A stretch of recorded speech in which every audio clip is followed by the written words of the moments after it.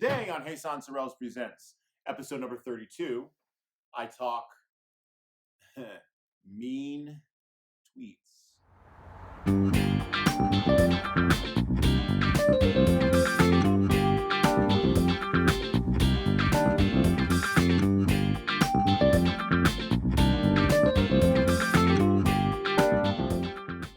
Welcome to Hassan Sorrells Presents, episode number 32.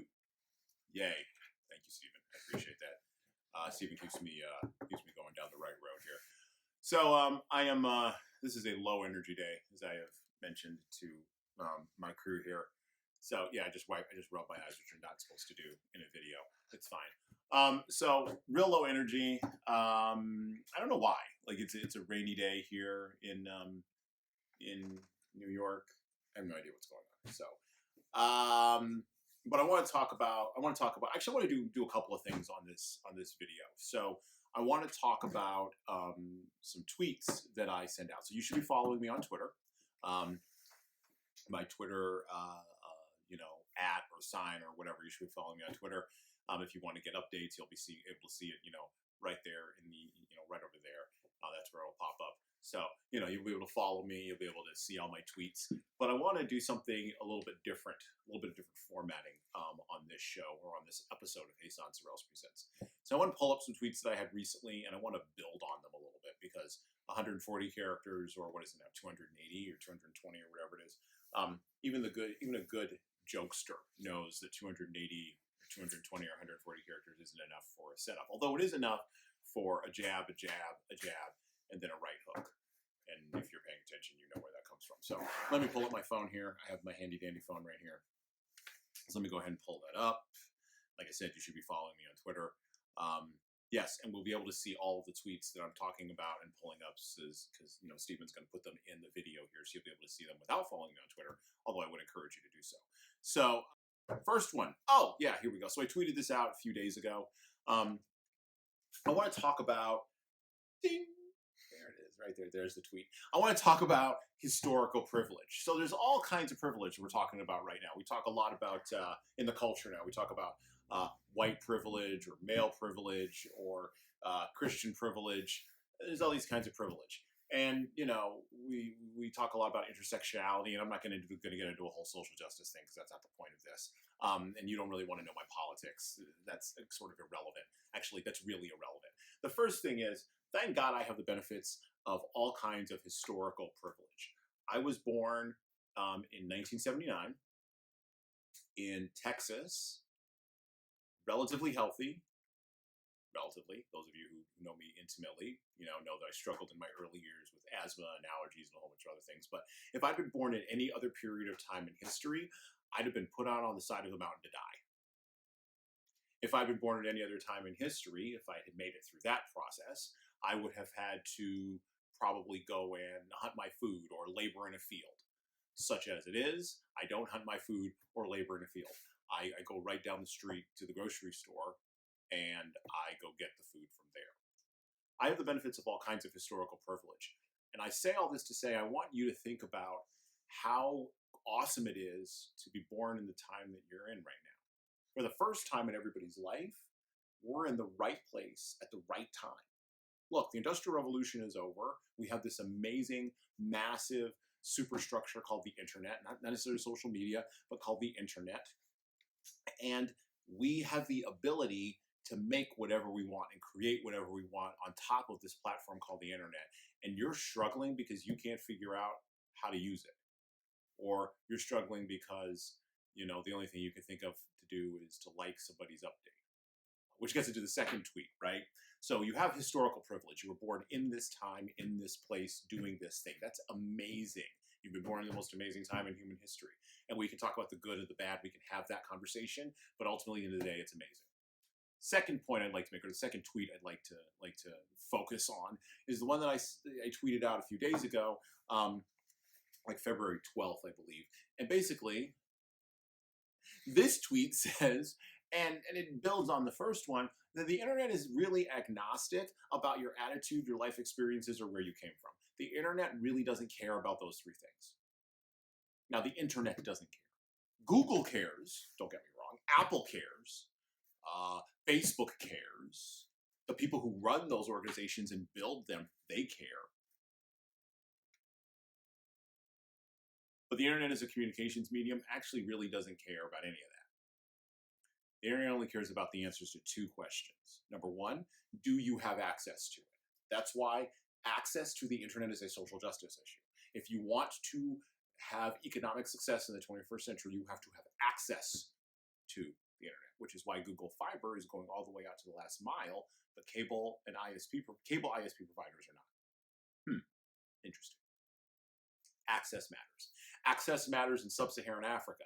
There is some child that's being born right now in sub-Saharan Africa that will grow up with a mobile phone. Yes, it will be a refurbished iPhone, it doesn't matter, but they're growing up with a mobile phone, and they will use that mobile phone to intersect with drone technology to bring water that they used to have to walk 20 miles for 400 years ago to come back to water the fields. They're going to use that phone to control that drone to bring that water back to their village. They're not going to use it to build a social media platform. They're going to use it to trade in Bitcoin. They're not going to use it to update their Instagram profile. They're going to use that thing because they have the courage to engage with the internet on its own terms. And that's the second part. That's the second question. Do you have the heart and soul and courage to engage with the internet on its own terms?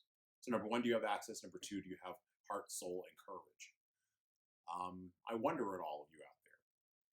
I wonder if you have the courage to do it.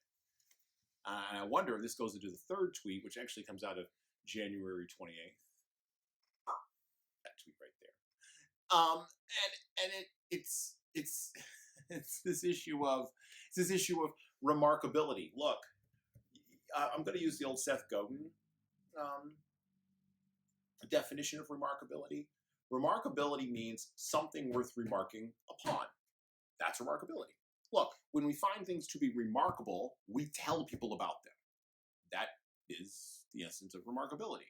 So if you like this video, if you enjoy what I'm saying, you will remark upon it, which means you will go and tell somebody else. Yes, you will put comments down there in the YouTube doodly-doo. Yes, you will engage with me on other platforms. Yes, you will go and see my stuff on Instagram or on Facebook or wherever, but you will remark upon it. It will be remarkable.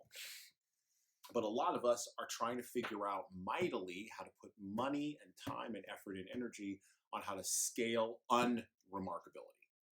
We're trying to figure out how to scale boring. We're spending a lot of time figuring out how to try to scale boring versus actually creating and figuring out how to scale the number of products and activities and services that we provide to other people that are remarkable. Think about that for just a second. So when you go to the grocery store, like the one that I just pointed to up the road, when you go to the grocery store, how many different kinds of detergent are there? Not counting the house detergent that the grocery store gives you, but how many kinds of detergent are on the shelves right now? And there is not a dime's bit of difference between any of those detergents. Yeah, they have brands, and yeah, they have cool colors, and yeah, the Tide Pods are from Tide and all that, and I'll make a whole video about that at another time. I want to comment on that too. But at the end of the day, there's really no daylight between those brands. Yet they spend billions of dollars a year convincing you that there is, billions is maybe exaggerating, millions of dollars a year, convincing you that there's plenty of daylight between Tide and whatever's not Tide. That's scaling unremarkably. That's scaling unremarkability. And by the way, it was okay in the 20th century to scale unremarkability.